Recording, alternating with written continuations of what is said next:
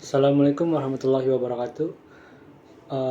Kami dari kelompok 8 ingin membahas materi tentang harga pokok proses.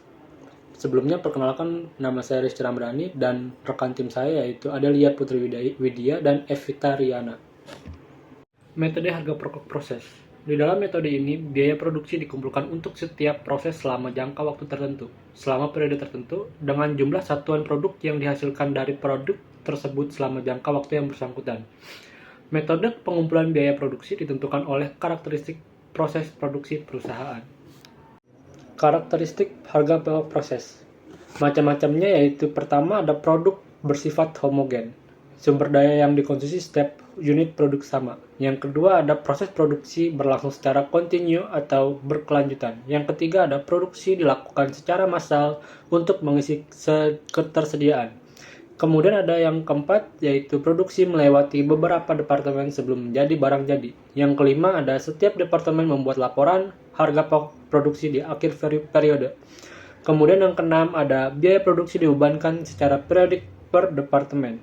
Yang terakhir adalah biaya per unit dihitung dari total biaya dibagi total unit yang diproduksi. Aliran fisik produksi yang pertama itu aliran berurutan, produksi melalui tahapan produksi secara urut, contohnya itu roti sama sabun. Aliran yang kedua itu aliran paralel, beberapa komponen diproses di departemen berbeda secara simultan lalu dirakit, contohnya mobil. Yang ketiga aliran selektif, proses berbeda tergantung jenis produk akhir, contohnya daging olahan, sosis, dan kornet.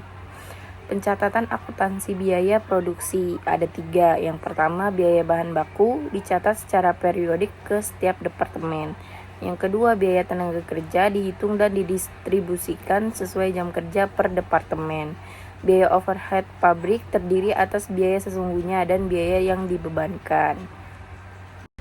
Baik, selanjutnya yaitu ada laporan harga pokok produksi, di mana laporan harga pokok produksi ini menunjukkan total biaya dan pertanggungjawaban biaya selama satu periode tertentu.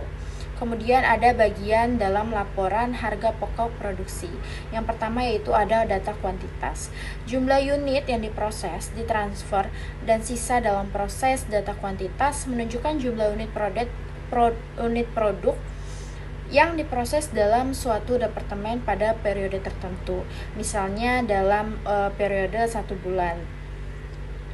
Kemudian hasil pemrosesan terhadap unit produksi tersebut, jumlah kuantitas yang diproses atau input harus sama dengan jumlah kuantitas hasil pemrosesan atau output.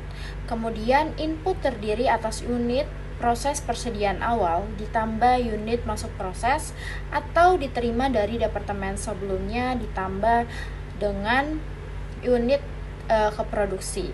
Selanjutnya ada output meliputi unit ditransfer ke departemen atau ke gudang barang jadi yang ditambah unit dalam proses persediaan akhir. Kemudian yang kedua yaitu ada biaya yang dibebankan, di mana total biaya per departemen ini atau per unit merupakan jumlah biaya yang harus dipertanggungjawabkan dalam suatu departemen yang mencakup. Selanjutnya yaitu ada asumsi dan biaya metode rata-ratakan dalam departemen. Yang pertama unit dalam biaya proses yang diakumulasikan pada departemen pertama dari yang baru masuk terdiri atas. Kemudian yang kedua yaitu ada unit ekvivalen, yaitu ada bahan baku, tenaga kerja, produk jadi ditambah yang ditambahkan BDP akhir dikali berapa persen. Terus selanjutnya ada pertanggungjawaban yang terakhir, di mana ada bagian biaya rumusnya itu biaya BDP awal ditambah biaya periode berjalan harus sama dengan jumlah biaya yang harus dipertanggungjawabkan. Sekian, terima kasih. Atau bagian warahmatullahi wabarakatuh. Kemudian bagian ini menyajikan pertanggungjawaban biaya yang diakumulasikan dalam suatu departemen.